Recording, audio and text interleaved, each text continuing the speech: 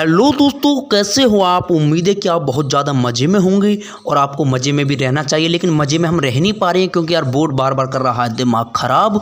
पता नहीं एग्ज़ाम का शेड्यूल क्या होने वाला है और उसका मूड क्या होने वाला है। ये तो पता है कि यार ऑनलाइन एग्जाम होने वाले हैं, लेकिन कैसे होने वाले हैं, ऑब्जेक्टिव होने वाले हैं, पता नहीं कैसे कैसे। अब के तो ये समझ लो बोर्ड ने हमारे दिमाग की ऐसी की तैसी कर रखे। तो कोई बात नहीं यार, इन सब बातों को रख दो साइड में और हम बढ़ेंगे आगे की ओर, ठीक है ना। हम आगे की ओर बढ़ेंगे। तो आइए जरा हम समझते हैं बिल्कुल भी बिना टेंशन लेते हुए बेल्डिंग को समझेंगे, ठीक है ना। बेल्डिंग क्या है, आखिर बेल्डिंग है क्या चीज़, ठीक है ना। और मैं एक बात बता दूं, इस वीडियो को आप हल्के में न लें, क्योंकि यार यहाँ से जो क्वेश्चन आएगा ना आप कर नहीं पाओगे। बोले क्यों नहीं कर पाएंगे? अरे यार आप घूम जाओगे, मतलब आप ये डिफरेंट नहीं बता पाओगे यानी कैसे कैसे क्या। तो इस चीज़ के लिए मैं आपके लिए एक ट्रिक बताऊंगा, बहुत अच्छी ट्रिक है, जिससे कि आप अपने एग्जाम में अगर ऑब्जेक्टिव आए तो आप बहुत आसानी से आप बिल्कुल 100% आप ये विश्वास के साथ कह सकते हो कि यार अब मैंने जो बोला है वो ठीक है, ठीक है ना। तो ठीक है, बिल्कुल ध्यान से देखना वीडियो। और यार वीडियो लाइक कर दिया करो यार, वीडियो बिल्कुल भी लाइक नहीं करते तो कौन सा आपका पैसा जाता है। अभी लाइक कर दो, अगर लास्ट तक पसंद ना आए या तुम्हें कुछ लगे यार कुछ भी सीखने को नहीं मिला तो यार डिसलाइक मार देना, ठीक है ना। डिसलाइक मार देना, ठीक है ना। चलो कोई बात नहीं, इन सब बातों को रखो साइड में, करते हैं वीडियो स्टार्ट। सबसे पहले समझते हैं बेल्डिंग क्या है। तो बेल्डिंग बताने की मुझे स्पेशल कोई ज़रूरत है नहीं है, क्योंकि आप देखते हो अपनी जनरली चीज़ों में कि एक धातु की ये रही चीज़, एक धातु की ये रही चीज़, इन दोनों को जोड़ दो भैया, हो गई बेल्डिंग। यही तो बेल्डिंग है। तो इन सब बातों को तो ये बहुत बेसिक सी बातें हैं, तो इनको हमें नहीं पढ़ना, क्योंकि अब हम एक बेल्डिंग के एक ऐसे लेवल पर आ गए हैं, कि ऐसे स्तर पर आ गए हैं, एक ऐसी जगह पर आ गए हैं कि बेल्डिंग को हमें बिल्कुल जड़ से समझना है। यानी कहने का मतलब है कि कितने प्रकार की होती है, क्यों होती है, कहाँ पर होती है, और सारी चीज़ें ही समझनी है हमने। बिल्कुल कहने का मतलब ये है कि ये समझ लो आप कि बेल्डिंग के आप हीरो बनने वाले हो, ठीक है ना। आपको बेसिक नहीं समझना, एकदम बढ़िया, एकदम जीरो से हाई जाना है, क्योंकि यार इलेक्ट्रिकल में पूरा दिया हुआ है, ठीक है ना। तो चलो करते हैं स्टार्ट। सबसे पहले अगर मैं बेसिक बात करूं तो बेल्डिंग आपकी दो प्रकार की होती है दोस्तों। बेल्डिंग कितने प्रकार की होती है? दो प्रकार की। नंबर एक रेजिस्टेंस बेल्डिंग और नंबर दो आर्क बेल्डिंग, ठीक है ना। अब क्या है जरा समझते हैं। देखिए रेजिस्टेंस बेल्डिंग का मतलब होता है दोस्तों कि जिसमें रेजिस्टेंस का खेल हो, यानी ऐसी बेल्डिंग जिसमें प्रतिरोध द्वारा हीट उत्पन्न को किया जाए, हीट को उत्पन्न किया जाए और उसके बाद चीज़ें मेरी बेल्ड हो जाएं, ठीक है ना। और दूसरा भैया चिंगारी का मतलब ये है कि चिंगारी पैदा करके मैं दो चीज़ों को जोड़ूंगा। तो थोड़ा सा बेसिक समझते हैं कि आखिर मैटर है क्या रहा है, ठीक है ना। जैसे कि मान के चलो एक ये धातु का टुकड़ा है और ये दूसरा धातु का टुकड़ा, ठीक है ना। अब मान के चलो इन दोनों को मैं करूँ हीट, तो सीधी सी बात है कि अगर इसमें रेजिस्टेंस है तो इसमें हीट पैदा होगी, और हीट पैदा होने से क्या होगा कि इनका जो एरिया बढ़ जाएगा, यानी ये एरिया बढ़ जाएगा इस तरह से। और ये एक स्थिति ऐसी है कि ये आपस में मेल्ट हो जाएंगी, ठीक है ना। और जब ये हीट होती हैं तब ये मेल्ट होती हैं, और उसी प्रकार जब हम इसकी मतलब इसमें से करंट को हटा दें तो ये ठंडी होने के बाद ये एक दूसरे से मतलब क्या हो जाती हैं, चिपक जाती हैं। तो ये इसमें रेजिस्टेंस का खेल है, ठीक है। आर्क का क्या मतलब होता है? आर्क का क्या मतलब होता है? जैसे कि एक आपके धातु का टुकड़ा ये रहा, दूसरी धातु का टुकड़ा ये रहा, और आप इस पर करोगे किसी अन्य चीज़ से चिंगारी उत्पन्न। क्या करोगे? चिंगारी उत्पन्न, इस तरह से। यार आपने उसमें क्या बंद करते हैं क्योंकि ये डिस्टर्ब करेगा बार बार, तो मैंने लगा दिया यहाँ पर ये फ्लाइट मोड, क्योंकि डिस्टर्ब ठीक नहीं है वीडियो में। तो ठीक है, इसमें चिंगारी पैदा करके हम बेल्डिंग को करेंगे, ठीक है। लेकिन सबसे ज़्यादा इंपॉर्टेंट ये है कि भैया रेजिस्टेंस के और भी प्रकार हैं और चिंगारी की भी और भी प्रकार हैं। इनको कैसे याद रखें? तो इसकी बताऊँगा ट्रिक। देखिए जैसे कि अवरोध, इसमें आप देख पा रहे होंगे अवरोध लिखा हुआ है ना, ठीक है ना।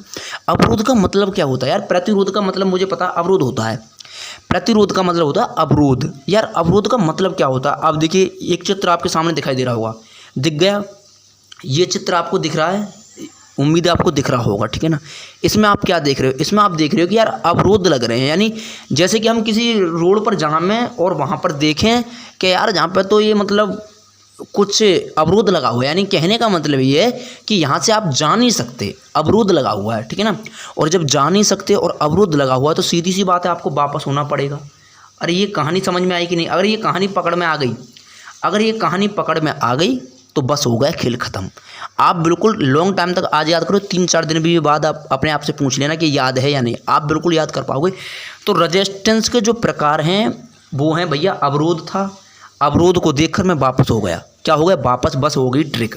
तो वापस थे बी, पी और एस और एक और एस, मैंने ऐसे करके ये बना लिया। बनाने की कोशिश करना, ठीक है ना। बस शॉर्ट नोट्स बना लो, बस काम हो जाएगा, ठीक है ना। बनाने की कोशिश करना। जब मैंने ये बना लिया तो यार बी का मतलब होता है बट, यानी बट वेल्डिंग, अपनी किताब खोलो और बट वेल्डिंग को उसमें समझने की कोशिश करो, बट वेल्डिंग है या नहीं। और ये भी देख लेना कि रेजिस्टेंस का प्रकार है नहीं, बिल्कुल रेजिस्टेंस का प्रकार होगा। उसके बाद है प्रोजेक्शन वेल्डिंग, उसके बाद है प्रोजेक्शन वेल्डिंग, उसके बाद है सीम वेल्डिंग, कौन सी, सीम वेल्डिंग, उसके बाद है स्पॉट वेल्डिंग, स्पॉट वेल्डिंग, ठीक है। तो ये सारी चीज़ें मैंने समझा दी आपके लिए कि रेजिस्टेंस वेल्डिंग 4 प्रकार की होती है और कैसे कैसे होती है ये भी मैंने आपको बता दिया, ठीक है ना। क्योंकि वहाँ पर 4 ऑप्शन आएंगे, आपसे पूछा जाएगा कि इनमें से ऐसी कौन सी वेल्डिंग है जो कि रेजिस्टेंस प्रकार की वेल्डिंग नहीं है, यानी प्रतिरोध वेल्डिंग नहीं है। तो वहाँ पर आप कन्फ्यूज हो जाओगे, यार पता नहीं यार वेल्डिंग तो सारी हैं, आप कौन सी है। तो बस वहाँ पर ट्रिक लानी है वापस। बी का मतलब है बट, पी का मतलब प्रोजेक्शन, एक एच का मतलब सीम और दूसरे एच का मतलब है स्पॉट, ठीक है ना। उम्मीद है आपको ये चीज़ें समझ में आ गई होंगी। आइए दूसरे ट्रिक समझते हैं। अब रेजिस्टेंस वेल्डिंग थी, ठीक है, चारों पार्ट मैंने कर लिए। दूसरी वेल्डिंग है आर्क वेल्डिंग, कौन सी वेल्डिंग, आर्क वेल्डिंग। आर्क का मतलब होता है चिंगारी, तो चिंगारी का मतलब चिल्लाना यानी हल्ला मचाना, हल्ला मचाना यानी चिंगारी का मतलब होता है चिंगार, यानी चिंगारी। अगर कोई आपको चिढ़ाएगा तो आप क्या करोगे, हल्ला मचाओगे, यार क्या करोगे, हल्ला मचाओगे। तो चिंगारी से मचा, यानी ये मैंने यहाँ से चुरा लिया है मचा, तो मचा से क्या हुआ भैया, MCH और H, ठीक है ना। अब यहाँ से देखो मेटल, M का मतलब मेटल, C का मतलब कार्बन, H का मतलब हीलियम और एक H का मतलब हाइड्रोजन।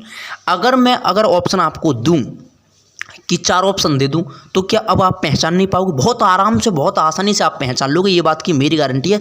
और आप ये देख पाओगे कि यार हाँ वास्तव में कुछ चीज़ें हमारे दिमाग में ऐसी सेट हो गई हैं कि अब यहाँ से अगर क्वेश्चन आएगा तो बिल्कुल हम कर पाएंगे। और यदि देखो पेपर कैसा भी हो, चाहे ऑब्जेक्टिव हो, चाहे लिखित हो, चाहे रिटन हो, अब ये आपको बिल्कुल याद हो गई होंगी। और जब आपको ये याद हो गई हो ना तो इनके बारे में आप लिख सकते हो बहुत आसानी से, ठीक है ना। तो इनके बारे में और कुछ खास बातें थी, देखिए ध्यान रखिए हमेशा, मेटल, कार्बन और हीलियम और हाइड्रोजन, ठीक है ना। जो आपकी मेटल होती है आपकी AC और DC दोनों पर कार्य करती है, कार्बन सिर्फ आपकी DC पर कार्य करती है, और हीलियम आपकी AC और DC दोनों पर, और हाइड्रोजन आपकी सिर्फ AC पर कार्य करती है, ठीक है ना। इस बात को और ध्यान रख लेना। और क्या है समझने का, और ये समझने का मैटर है, ये चीज़ें समझ में आ गई होंगी उम्मीद है। और आइए और चीज़ें समझते हैं, और चीज़ें मैं आपको लिए समझा दूं। आज की वीडियो में सिर्फ इतना ही समझाऊंगा कि आखिर वेल्डिंग कितने प्रकार की होती है और कैसे कैसे हमने याद रखा है। अगले वीडियो में एकदम चित्र के साथ हर चीज़ को समझाने की कोशिश करूँगा और फिर ऑब्जेक्टिव लगाएंगे, जिससे कि हमारा और भी कॉन्फिडेंस डेवलपमेंट हो जाएगा, ठीक है ना। आइए समझते हैं। देखिए AC वेल्डिंग के लिए आपका जो यूज होने वाला है वो कौन सा ट्रांसफार्मर होने वाला है, इस चीज़ को हम समझते हैं। एक बात बताओ कि अगर ये वाला आपका कोई मेटल का टुकड़ा है, ये कोई धातु का टुकड़ा है और ये आपको पिघलाना है, पिघलाना मतलब समझ रहे हो, इसमें आपको हीट उत्पन्न करनी है। तो हीट के लिए ज़रूरी होता है करंट, क्योंकि यार H बराबर होता है, क्या होता है H बराबर होता है I²RT। तो कहीं ना कहीं R का खेल है, ये सॉरी I का खेल है, किसका खेल है, I का खेल है। करंट को अधिक से अधिक आपको देना होगा। अब एक बात बताओ, जब आपको करंट अधिक से अधिक देना है तो ये तो पता पड़ेगी कि करंट अधिक देने पर हीट पैदा होगी, ठीक है ना, हीट पैदा होगी। तो एक बात बताओ, एक मेरे पास ट्रांसफार्मर है और वो मैंने स्टेप डाउन लिया है। तो स्टेप डाउन का मतलब होता है कि भैया वोल्टेज तो ये कम करेगा लेकिन ये करंट को बढ़ा कर देगा। आपको ये बात आप अच्छी तरह से जानते होंगे कि जब वोल्टेज कम होगा तो जब करंट बढ़ेगी, ठीक है ना। कौन से केस में, ट्रांसफार्मर वाले में, ठीक है ना, कौन से केस में, ट्रांसफार्मर वाले में। तो भैया आपको स्टेप डाउन लेना पड़ेगा, आपकी मजबूरी है। क्यों मजबूरी है, क्योंकि यार मुझे करंट बढ़ाना है, क्योंकि करंट बढ़ने से ये जो मेटल का टुकड़ा ना इसमें हीट उत्पन्न होगी, और जब हीट उत्पन्न होगी तभी तो ये पिघलेगा, अरे तभी तो ये मेल्ट होगा, और तभी ये दूसरी धातु के साथ अपना कॉम्बिनेशन बनाएगा। इस चीज़ को दिमाग में डाल लो, ठीक है ना। ये चीज़ हमने समझ ली कि जो AC वेल्डिंग जब हम करेंगे, ठीक है ना, उसमें हम स्टेप डाउन ट्रांसफार्मर का उपयोग करने वाले हैं। भैया DC के लिए क्या होता है, DC के लिए डिफरेंशियल कंपाउंड जनरेटर, इस बात को ध्यान रखेंगे, ये भी इंपॉर्टेंट है। और ये आपकी जो मैंने बताया था कि अभी वेल्डिंग 2 प्रकार की है, एक आर्क है, एक रेजिस्टेंस है। तो जो रेजिस्टेंस वेल्डिंग है बेसिक यानी ज़्यादातर मैं देखूंगा कि AC पर ही ऑपरेट हो पा रही है। कौन से पर, AC पर ही ऑपरेट हो पा रही है ज़्यादातर, यानी 99% AC पर ऑपरेट होगी। लेकिन हम ये कह नहीं सकते कि DC पर भी ऑपरेट नहीं होगी, लेकिन हो सकती है, लेकिन ज़्यादातर AC पर ही ऑपरेट होगी। लेकिन आपकी जो मतलब आर्क है वो AC और DC दोनों पर ऑपरेट हुई, क्योंकि इस बात को हम जानते हैं कि यार मेटल जो वेल्डिंग है वो AC और DC दोनों पर कार्य करती है, और कार्बन सिर्फ DC पर, और आपकी हीलियम AC DC दोनों पर, और आपकी हाइड्रोजन सिर्फ AC पर काम करती है, ठीक है ना। तो ये थी बेसिक बातें। आज मैंने चैप्टर स्टार्ट किया वेल्डिंग का, तो उम्मीद है आपको ये सारी चीज़ें समझ में आ गई होंगी। लेकिन कल का जो वीडियो आएगा उसमें हम चित्र द्वारा समझने की कोशिश करेंगे।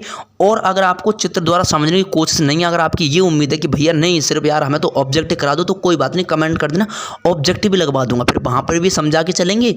और नहीं तो वैसे हमें बेसिक पहले पढ़ना चाहिए, जैसे कि हमारे और भी कॉन्सेप्ट क्लियर हो जाएँ, और भी कई सारी चीज़ें मैं आपके लिए करूँगा। और अगर आपके पास कोई ऑब्जेक्टिव क्वेश्चन है या कोई भी है तो यार कमेंट में लिख दिया करो, ताकि वीडियो में मैं भी डाल सकूँ और मेरी भी मदद हो जाएगी और जो हमारे भाई बहन हैं उनकी भी मदद हो जाएगी। क्योंकि ये समय ऐसा चल रहा है कि हमें अब एक दूसरे कंपटीशन में नहीं रहना कि यार मैं तुझे पीछे छोड़ दूंगा, मैं तुझे पीछे छोड़ दूंगा, कि ये तू परसेंट बना लेगा। ये समय नहीं है, अब ये भूल जाओ यार।